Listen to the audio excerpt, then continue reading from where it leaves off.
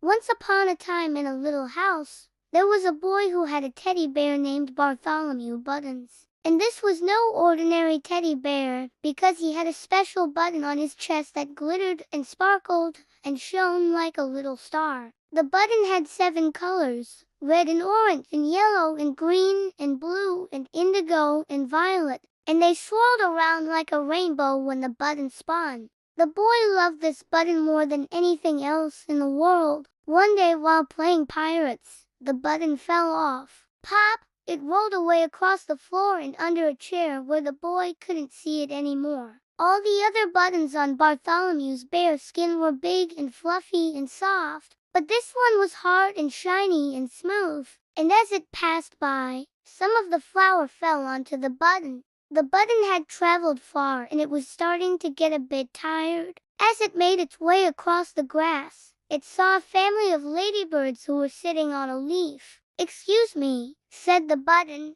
"can you help me get to the living room?" "Certainly," said the ladybirds. "We were just heading that way ourselves." "Ha! Ha! You're covered in flour now," said a nearby spoon. "Want to have a snowball fight?" She picked up the button and put it in her pocket. Then she walked into the house. The button shook the flour off and said, "No thank you. I don't want to have a snowball fight." The button thanked the owl and started rolling across the lawn. "You're welcome," said the button. The boy looked around, but it was too dark to see. "Whoever you are, thank you," he said. The boy rubbed the sleep from his eyes and looked at the button, and from that day on, whenever the boy looked at his teddy bear's button, he remembered the magical adventure it had been on and all the kind creatures who had helped it get back home. He was so happy to have his favorite button back, and he gave the girl a big hug. "I want to get back to my teddy bear."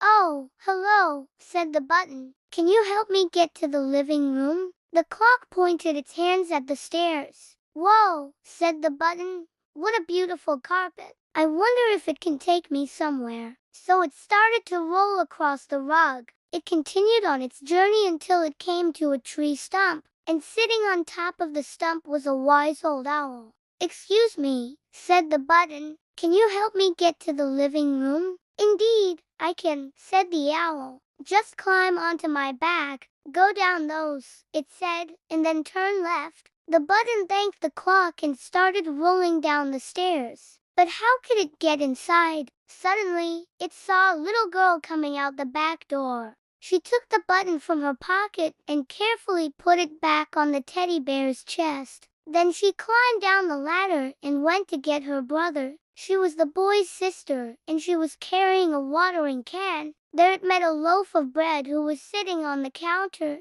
"Excuse me," said the button, "can you help me get to the living room?" "Sure," said the bread, "but it's quite a walk from here." The button thanked the bread and started rolling across the kitchen floor. And so it decided to go on an adventure and find its way back to its teddy bear before morning. He searched and he looked, but the button was nowhere to be found. So he sighed and went to bed. "What happened?" it asked a nearby toy car. "You fell off the magic carpet," said the toy car. "When someone walks on it, it takes them somewhere else." "Oh," said the button, "I didn't know. I just wanted to get back to my teddy bear." "Well, I guess you'll have to find another way," said the toy car. Meanwhile, the button lay under the chair feeling very lonely and a bit scared. It rolled out of the room and into the hallway where it bumped into a clock and heard a tick-tock. At the bottom, it turned left as the clock had said, and soon came to a colorful rug with many different designs on it. Suddenly, the button felt a jolt and was flung off the rug and onto the floor. The button continued on its journey until it reached the kitchen.